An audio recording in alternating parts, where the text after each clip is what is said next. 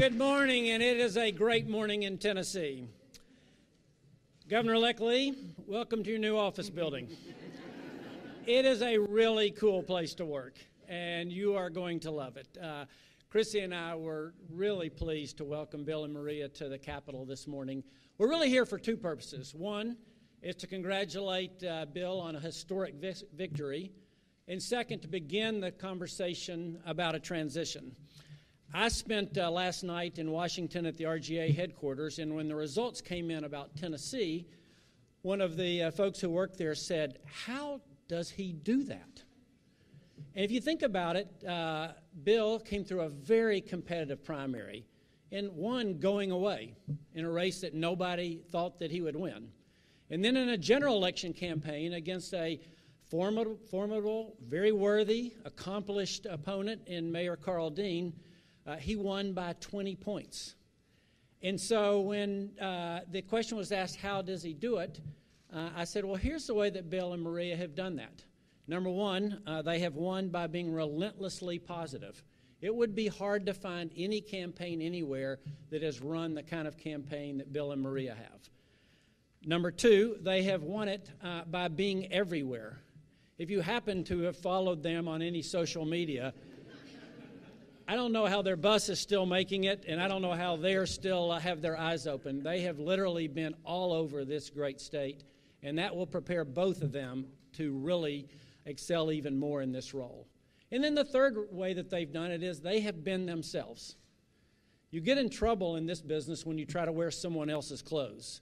And with Bill and Maria, what you see is what you get. And the state of Tennessee is going to be very, very fortunate to have both of them leading us in the next 8 years. You know, this is the first time in 52 years that we've had the same party win back-to-back governor elections. It hasn't happened in 52 years, which is amazing.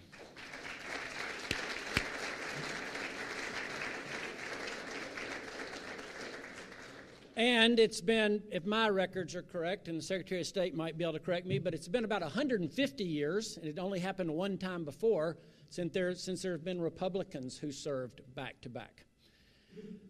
Because we are really excited about giving the steering wheel to Bill and his team, and our whole team feels that way, we are committed to making this the best transition in the history of the state of Tennessee. Every department has already completed what we call a continuity of state operations book that they are ready to hand to their successor. We are ready to begin immediately on budget items. Governor-elect Lee and I just spoke, and the difficult part of this is you come into this new job and the legislature gives you a little break of when the budget has to come in. And so instead of being February 1, maybe it's March 1, but you still have a lot of work to do quick. And we are committed to sitting down beginning tomorrow with their team, or today if they'd want, to make certain that process happens. There's nothing that's more important in state operations than getting the budget right. And I know Governor-elect Lee and his team will do that. The third thing is all of our commissioners know that their highest priority now is to help the Lee team as they transition to leading this great state. So with that, please help me welcome, and I can tell how you feel by the way you reacted when he walked into the room, the 50th governor of the state of Tennessee, Bill Lee.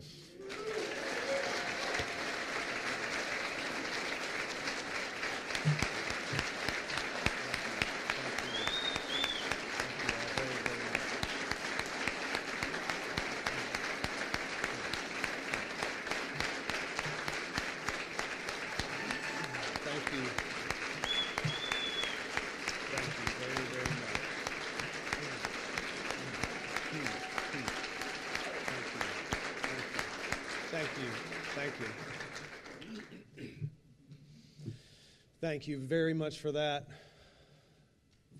and thank you for that introduction. You can imagine that for me, this is an overwhelming feeling to drive up this hill and to walk into this building is quite humbling. It's quite an honor. It feels very historic. It certainly in my life. It is probably one of the most profound days of my entire life, and I appreciate your generosity in welcoming me and Maria. And I do have to acknowledge my wife, Maria, who has relentlessly supported me. And as I said last night in my acceptance speech, she has shown me every day what it means to love with all of your heart and your strength and your spirit and your mind, and she has certainly done that for me. And what's really good news is she will do that for the people of Tennessee as well. And I'm...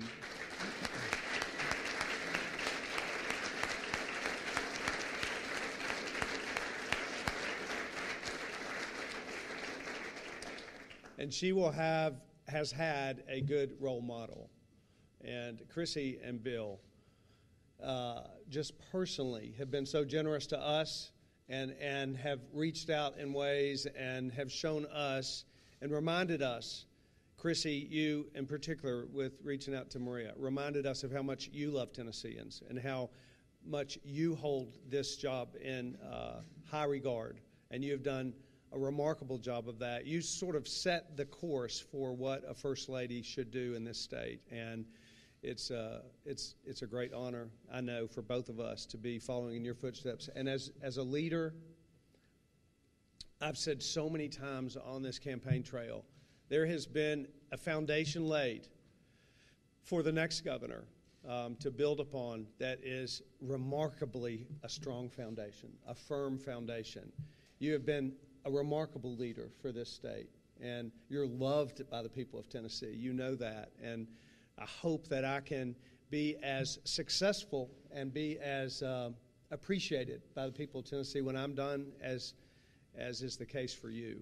And I am deeply grateful for the work that not only that you have done to create a foundation, to set this state on the course that it's been set. We are a leader in this country in many ways already. I look forward to building on that, but I couldn't be more grateful for the position that is laid out before me because of the work that's been done in advance. So thank you very much, Governor, for what you have done.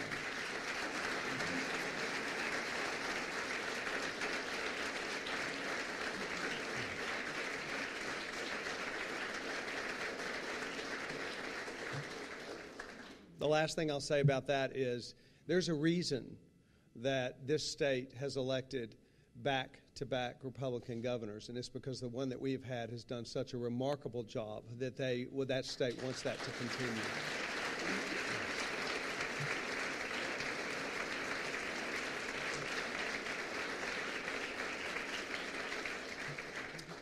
Maria and I have been crisscrossed all over the state, back and forth. And I've said and by the way, the RV, it is still running. It's barely still running. But we were kind of glad to get off it the last time yesterday. We drove it to vote yesterday and pulled into my old school in that RV, but we were glad to get off of it. But I'll tell you this. My family first came to Tennessee in 1796, and my family's been longtime Tennesseans. I've certainly lived here all of my life, and I've always loved this state. But when you get to travel to all 95 counties multiple times, and when you meet tens of thousands of Tennesseans from all walks of life, you fall in love with this state in ways that you never could have before. And that is certainly the truth for me. I thought I wanted to serve when I started this endeavor. I'm more inspired and more excited about serving today, now that I know what I know about Tennessee, than I ever was before. And I said last night that I want to be a governor for every Tennessean. And I want to wake up every single morning thinking about how it is that I can use my life in a way and lead in a way that will positively impact every single Tennessean. And that's my commitment to you, and that's my commitment to Tennessee. We have a lot of work to do. That was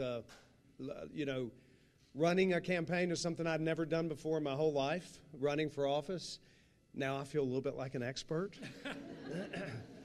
But that's behind us. That phase of this journey for us is over. And now we have much work to do.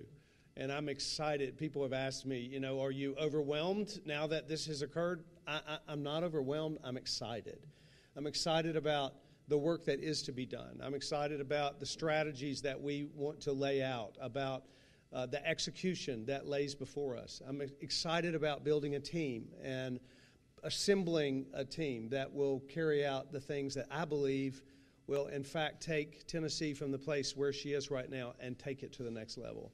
I am ready to go to work. We have clear and defined ideas about where we want to go. But one of the reasons this is going to be easy to do is because of the work and the preparation that has been done to make this transition for us easy, to work with Governor Haslam and his team, who have worked very hard to make what we're about to be a part of, to make that go smoothly. And so I look forward to the opportunity to do that. Thank you very much for today.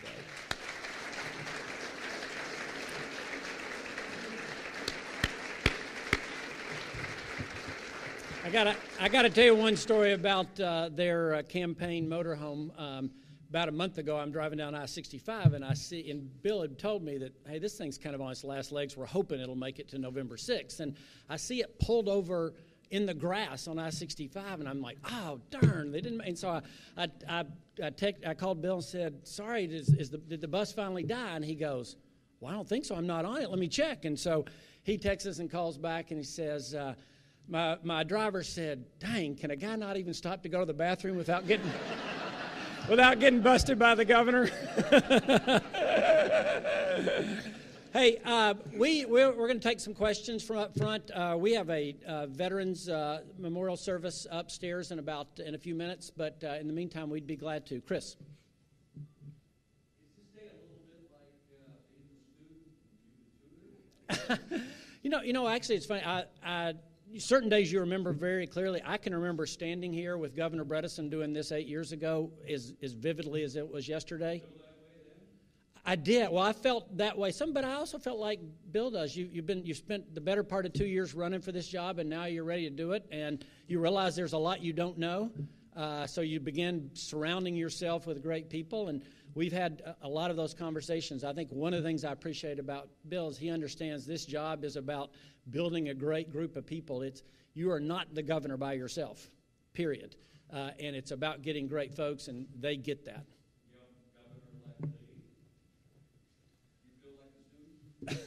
Well, I certainly feel like I have a lot to learn, but I feel like I've been prepared to step into this class and start from day one prepared.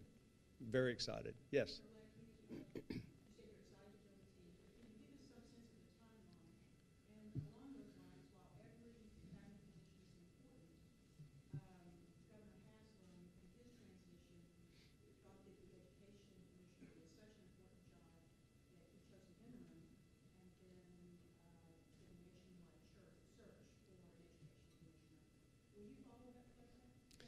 You know, we haven't, I've worked really hard to stay focused on the election, to be honest with you, and we have not begun the process, but we're actually beginning it today. As soon as we leave here, our team will start to sit down and talk about specifics of transition, what that timeline is going to look like. Clearly, we're immediately starting that process, and we will immediately begin to interview and talk to current commissioners and begin to consider what those positions will look like. So those conversations will start today.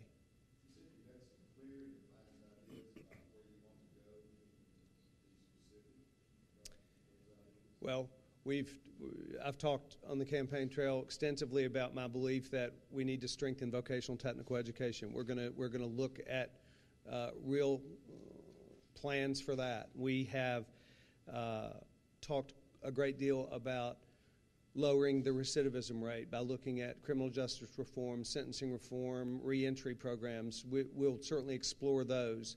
And we've looked at job creation and economic development, particularly in the rural communities and those that are struggling. And if we have 15 distressed counties, we want to look at policies that will strengthen and help those communities. And then we want to begin to look at how it is that we immediately address the escalating rising costs of health care. Those are things that we will develop clear strategies on going forward from day one.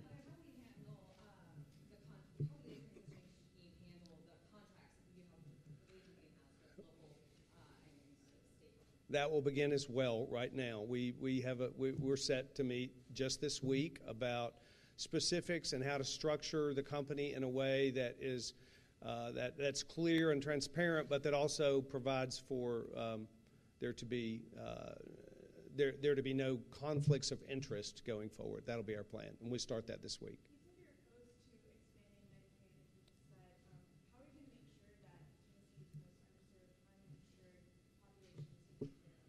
Yeah, every Tennessean deserves to have access to quality health care they can afford. And the way that, and being able to afford it is what gives access. And the way to do that is to address the rising costs, and we'll start day one with plans to do that. We'll be having specifics on that come forward. You talked about streamlining state government in the campaign, noting that Kentucky has 11 departments, Tennessee has 23. Which departments are you planning on cutting? I haven't made any plans on that. We've just talked about the fact that streamlining is and running an efficient state government is very important, and so we'll begin looking at opportunities and ways to do that as well. I'm going to be the bad guy because we got to go upstairs. Maybe one more question. Yes, sir. As for you, Dr. Haslam, what advice would you give somebody who comes from a business background, not a legislative background, on how to work with the state governments and police? Yeah, I'd say there's a couple of things that come from your business background that are really helpful. Understanding budgets and that's the fundamental foundation is incredibly helpful, and Bill knows that. Number two, building a team, and Bill's done that in the Lee Company. The thing that's different about government is there are so many different points of power. You have a legislature, you have constitutional officers, you have different committees and boards, and so I tell people all the time, you're governor, you're not the king. And you need to realize that government doesn't work exactly like business does, where there's a CEO and a board of directors and they're all aligned with the same vision. Again, you have 132 members of the legislature. They've all run for their own reason. They've all been democratically elected, and that's part of the process. And that's probably the most fundamental difference. All right, thank you all for coming. Again, I want to congratulate you. You shouldn't underestimate what Bill and Maria have done. To win by 20 points in a race, like I said, with a very good opponent. Carl Dean, we all recognize, is a good man, as you said in the campaign. This was a real campaign, and Bill won decisively, just like he did in a very tough primary. And this is a really good as well as historic day for the state of Tennessee. Congratulations, Bill and Maria, and we look forward to helping you in every way we can. Thank you.